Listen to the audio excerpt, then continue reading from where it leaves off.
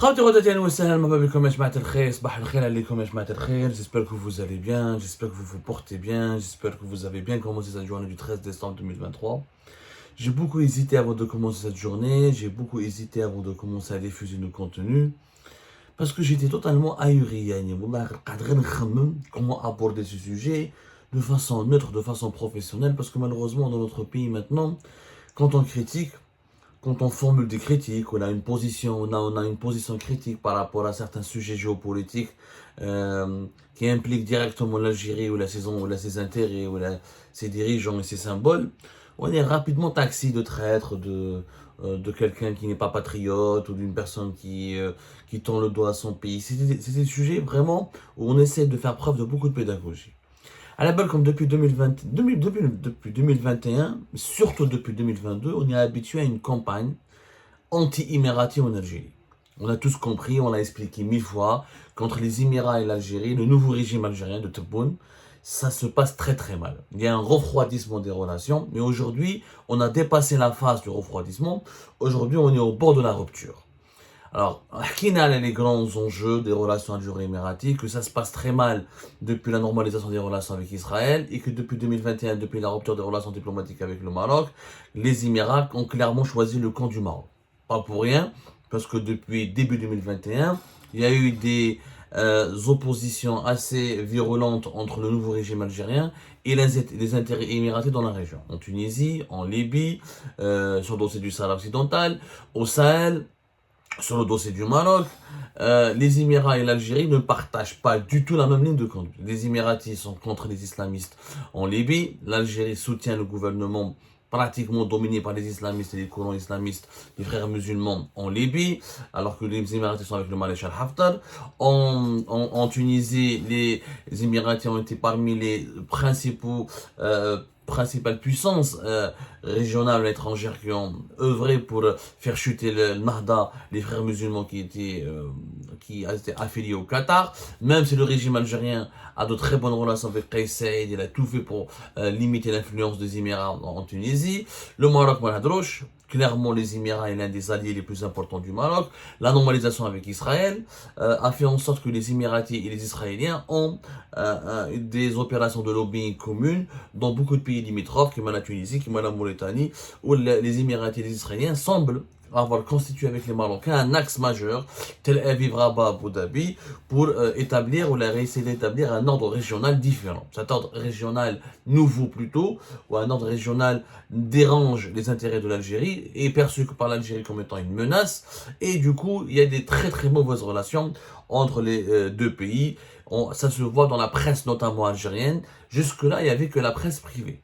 Alors, aux Émirats, on ne parle pas beaucoup de l'Algérie. Pour ne pas dire, on parle pratiquement jamais de l'Algérie. Par contre, en Algérie, on parle beaucoup des Émirats. Durant toute l'année 2022, Chourouk, El Khabar, etc., TSA, les médias privés, électroniques, la presse classique, les télévisions, attaquer les Émirats, accuser les Émirats. Bon, il y a des divergences, c'est une chose. Il y a des contradictions, c'est une chose.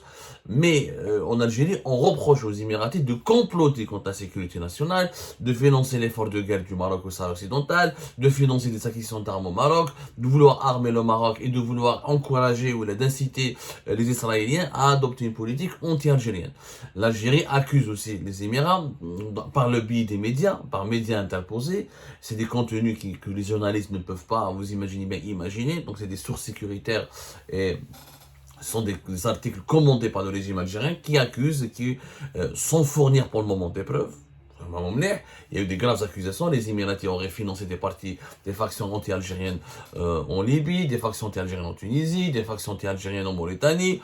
Les accusations se multiplient. Sauf que hier, on a dépassé un seuil, ce seuil-là de la campagne, dans la campagne médiatique a dit, jusque maintenant qui était cantonné aux médias privés, donc ça n'engageait pas l'État.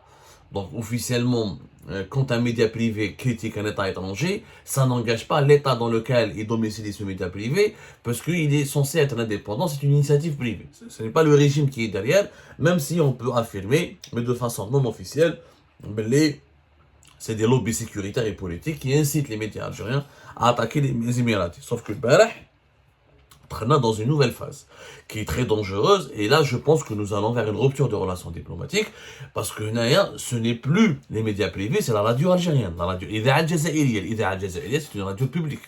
C'est l'État. C'est financé par de l'argent public.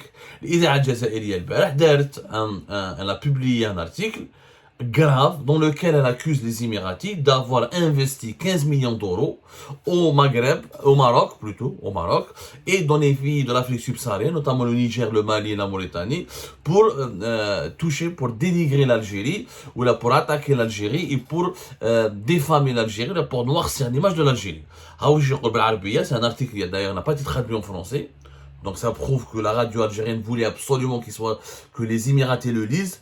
Les Émiratis sont arabophones. On a l'impression que c'est un article qui était directement orienté en faveur de l'opinion publique arabophone, donc du monde arabe, donc des Émirats. كشفت مصادر مطلعة أن الإمارات العربية منحت 15 مليون أورو للمغرب من أجل إطلاق حملة إعلامية وحملات على المنتديات الاجتماعية بهدف ضرب استقرار بلدان الساحل. وذكرت ذات المصادر أن هذه الحملة تهدف أيضا إلى نشر أخبار كاذبة والدعايات المخرضة بهدف خلق جو مشحون بين العلاقات بين الجزائر ودول الساحل. C'est une accusation très très grave. Ça, ce n'est pas Khabar, ce n'est pas Shorour, c'est un média public qui est censé être surveillé, qui est censé être contrôlé par le ministère de la Communication, qui est un département gouvernemental algérien. Donc là, nous avons une accusation officielle. Ce n'est plus comme avant en 2021 ou en 2022 ou là, depuis le début de l'année 2023 où c'était des lobbies privés qu'on peut soupçonner d'avoir, qu'on peut accuser, on peut même leur imputer un lien direct ou indirect avec le régime. Mais là, c'est la radio d'État. Donc c'est la voix officielle de l'État algérien. Donc l'État algérien accuse maintenant officiellement les Émiratis d'avoir dépensé, d'avoir consacré de l'argent, un budget de 15 millions d'euros pour saper ou la perturber ou la déstabiliser les relations de l'Algérie avec les pays voisins, notamment le Mali, le Niger ou le Burkina Faso. Ou la Mauritanie qui est citée aussi. Non, c'est une accusation extrêmement grave, extrêmement inamicale, extrêmement grave, extrêmement hostile. Et c'est un cas inédit. Jamais nous avons vu l'Algérie, par la voie officielle de son... C'est la deuxième fois, c'est le deuxième... En fait, c'est la deuxième, depuis l'instauration du nouveau régime Tebboune, c'est la deuxième grave accusation, on a la deuxième grave charge lancée contre un État étranger. La première, c'était en février 2023 contre les services secrets français, lorsque l'APS, dans le siège de l'affaire Amir Aboulaoui, ont accusé les services secrets français, la DGSE notamment, de vouloir armer les opposants algériens pour préparer un renversement du régime. Et c'était une accusation extrêmement grave qui n'a jamais été étayée par des preuves, ou l'a expliquée, etc. Ensuite, elle est restée sans suite jusqu'à ce que, plus tard, fin mars 2023, les deux présidents français et algériens se parlent et essaient de tourner cette page. Mais les autorités algériennes ne se sont jamais expliquées à propos de cette grave accusation. Là, nous avons la radio algérienne qui dit que les Émiratis financent une campagne de déstabilisation et de sabotage des relations de l'Algérie avec les pays de l'Afrique subsaharienne.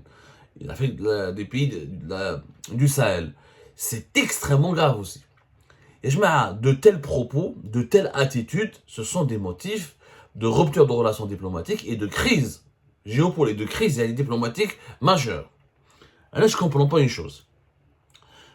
On ne va pas demander les preuves, parce que quand on a des sources algériennes, à chaque fois sur le sujet des Émirats, j'ai beaucoup de discussions avec mes sources, et à chaque fois des sources autorisées, des sources bien introduites au sein du système, donc des gens du système.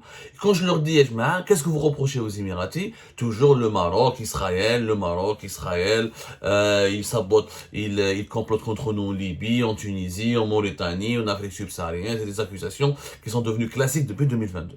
Quand on leur demande des preuves, ils disent, nous avons nos preuves, nos services de renseignement ont des preuves, on n'a pas à vous les fournir, on n'a pas à se justifier, on a les preuves, ou vous nous croyez, ou t'es avec ton pays, ou t'es contre ton pays. Ok, moi je suis un patriote, je suis avec mon pays, quoi qu'il arrive, je défendrai l'Algérie jusqu'à la dernière goutte de mon sang.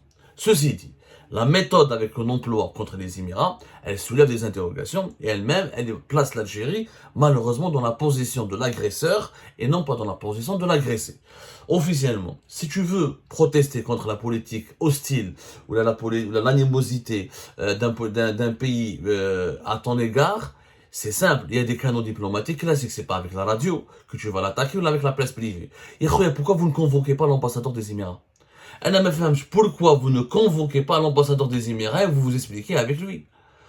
On a des preuves, les services de renseignement, et vous financez des actions hostiles à l'Algérie pour saboter nos relations avec les pays voisins. Et vous montrez ces preuves, vous ne montrez pas ces preuves, vous êtes libre, mais vous demandez des explications officielles à l'ambassadeur des Émirats. C'est ça le véritable. Si vous voulez, c'est que l'Algérie veut protester officiellement contre la politique des Émirats en Algérie, contre les politiques des Émirats dans la région, contre l'hostilité, les complots, tout ce qu'on peut reprocher aux Émirats contre l'Algérie. Pourquoi l'Algérie ne va pas convoquer l'ambassadeur des Émirats et lui demander des explications officielles? Pourquoi pas ne s'adresse pas à titre officiel aux autorités émiraties? Ça rime à quoi, Yajma? Ça rime à quoi cette histoire de propagande médiatique, d'attaque médiatique, de querelle médiatique? C'est tout simplement immature. Et ça donne l'image de notre pays que nous n'avons pas d'institution. C'est pas la radio qui doit décider à la place du ministère des Affaires étrangères. Ce n'est pas la presse privée ou la semi-privée ou la presse propagandiste qui doit remplacer nos diplomates ou nos dirigeants. Ça n'a pas de sens. Rappelez-vous la fameuse rumeur la fin juin 2023 sur l'expulsion de l'ambassadeur des Émirats Arabes Unis qui a été diffusée par Nahar. Ou Haslouag, qui avait 4 ressortissants émiratis qui ont été arrêtés, qui espionnaient pour le compte des services du Mossad. Ensuite, il y avait un démenti de la part du gouvernement algérien. Oui, dans ce démenti, le gouvernement algérien avait dit qu'il accordait une importance particulière, qu'il tient au développement des bonnes relations amicales entre l'Algérie et les Émirats. Donc, il y a des bouquins en juin 2023. Fin de l'année 2023, c'est la radio étatique, c'est pas Nahar. إذاعة الدولة تقول لك بلي لا الإمارات راهم جابوا 15 millions d'euros pour saboter nos relations avec les pays voisins. Mais là, fait juin, tu dis que j'ai des liens d'amitié et je tiens à mon amitié avec les Émirats. Et en décembre, tu dis que non, dans ta radio, la propre radio de l'État, tu dis que non, les Émiratis, ce sont des comploteurs et mes ennemis. Donc c'est une incohérence totale. Il y a une schizophrénie. On a l'impression qu'il n'y a pas un consensus au sein du régime algérien concernant l'avenir des relations avec les Émirats. Il y a des partis qui poussent vers la rupture, ou d'autres partis qui poussent uniquement vers le refroidissement, et une autre partie qui veut pas, qui veut rester, qui tient à arranger les choses avec les Émirats et qui veut avoir de bonnes relations avec les Émirats. Ça prouve que dans notre pays, il est incohérent, que le système n'est pas uni de l'intérieur. Et c'est dangereux parce que si réellement les Émiratis sont des ennemis, sont devenus un ennemi, ils veulent du mal à l'Algérie, si nos dirigeants, notre système, notre régime n'est pas uni, il n'est pas d'accord, les composants de notre régime, les composants du système ne sont pas unis ou d'accord entre elles sur la conduite qu'il faut adopter face aux Émirats, et ben c'est une preuve de faiblesse et d'impuissance et que cet ennemi étranger peut profiter de ces faiblesses internes pour nous bousiller ou pour nous faire du mal. Donc ça n'a aucun sens. Qu'une des instances, l'Algérie elle est membre de la Ligue arabe. Les Émiratis sont en train de faire du mal à l'Algérie. Il y a provoqué une réunion d'urgence de la Ligue arabe. روح شوف الكوميتي اكزيكتيف ديال ليغا عرب قال انا الامارات هذه دوله شقيقه دوله عربيه راه يدير فيا الشر راه يدير فيا كذا j'ai des preuves et demande des explications. Quelle des instances? La Ligue arabe c'est une instance qui est normalement censée contribuer à régler les différends entre les pays arabes. Tu peux demander une médiation dans le secrétariat général de la Ligue arabe. Ça, la Ligue arabe est une coquille vide, c'est une organisation qui n'a pas de sens, etc. Kebra demande de l'Union africaine. L'Union africaine, l'Algérie, l'un des pays cadres, l'un des piliers. Il y a une puissance, il y a un pays non africain qui est les Émirats, qui veut foutre la merde en Afrique, notamment dans le Sahel, l'Afrique du Nord, et qui veut me déstabiliser, qui veut comploter et qui complote contre ma sécurité nationale. Et tu demandes le soutien des pays de l'Union africaine, et tu demandes une médiation des pays de l'Union africaine avec les Émiratis pour essayer de comprendre et pour essayer de contrecarrer cette offensive hostile des Émirats contre l'Algérie. Un exemple concret, ما كاينش l'Union africaine, لحقها l'ONU, كاين le Conseil de sécurité de l'ONU. بصح réagir de façon épidermique uniquement dans les médias, en colportant des accusations extrêmement graves sans apporter la moindre preuve et en racontant des récits qui des fois sont illogiques. Émiratis, 15 millions d'euros pour saper les relations des pays voisins et diffuser des fake news contre l'Algérie. 15 millions d'euros pour les Émiratis, c'est ما هضروش عليها الناس. Émiratis, quand ils investissent, quand ils veulent investir dans des opérations de lobbying, on parle de centaines de millions de dollars, ou là de centaines de millions d'euros. 15 millions d'euros, c'est du pipicha. C'est un privé, balek, un homme d'affaires privé émirati. Est-ce que ça implique la politique ou la position officielle de l'État émirati? Est-ce que quand le Khabar critique les Émirats, ça implique Abdelmajid Tebboune ou la Saïd Chengriha ou le gouvernement algérien? Ben non, parce que c'est un opérateur privé. S'il y a un opérateur émirati privé qui a voulu soutenir un lobby marocain ou là dans la région, au Mali ou là au Burkina ou là au Niger contre l'Algérie, est-ce que cela signifie que les services secrets émiratis ou les autorités émiratis sont derrière cette opération? Il faut se poser des questions. Les médias publics aux Émirats ne critiquent pas ou n'accusent pas aussi gravement, ne parlent même pas de l'Algérie. Dans cette relation Émirati-Algérie, entre les Émirats et l'Algérie, il n'y a que l'Algérie qui s'agite, qui insulte, qui provoque, qui défame. Moi, je suis patriote, je veux soutenir mon pays. S'il y a un danger imminent, je suis là pour me sacrifier, je suis prêt à sacrifier ma vie pour mon pays. Mais il faut qu'on soit quand même cohérent. Il faut qu'on soit professionnel, il faut qu'on soit intelligent, il faut qu'on se comporte de façon honnête et de façon droite. Il y a des canaux diplomatiques, il y a des canaux politiques.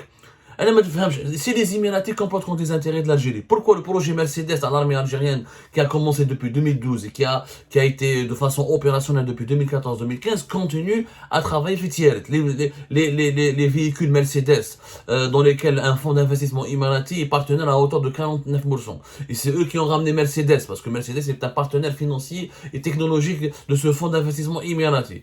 Ben, l'armée algérienne continue, jusqu'à preuve du contraire, si je me trompe, elle continue de fabriquer d'assembler les véhicules Mercedes avec les Émiratis. Le partenariat avec les Émiratis n'a pas été rompu.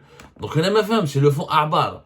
Donc, si les Émirats sont devenus les ennemis de l'Algérie, il faut bloquer définitivement les investissements, les intérêts économiques émiratis en Algérie, que l'armée commence elle-même. L'armée elle-même, son projet industriel le plus important, elle le fait en partenariat avec les Émiratis. Autrement dit, la radio, les Émirats complotent contre l'Algérie. Il y a quand même une contradiction. Bon, l'affaire de Stein ou les cigarettes de Philippe Maurice qui sont commercialisées et fabriquées par une société émiratée en Algérie, que les Algériens, là, il n'y a pas d'incohérence parce que l'État algérien veut empêcher, veut perturber, veut mettre fin à ce business des Émiratis dans le secteur des cigarettes. Mais dans d'autres secteurs, les Émiratis n'ont pas été inquiétés outre mesure, surtout avec l'armée. Donc, qui est contre les Émirats? L'armée, la présidence, les services secrets, mais et maintenant, si les relations sont aussi mauvaises, aussi envenimées, il n'y a que deux méthodes. Ou tu entames un dialogue,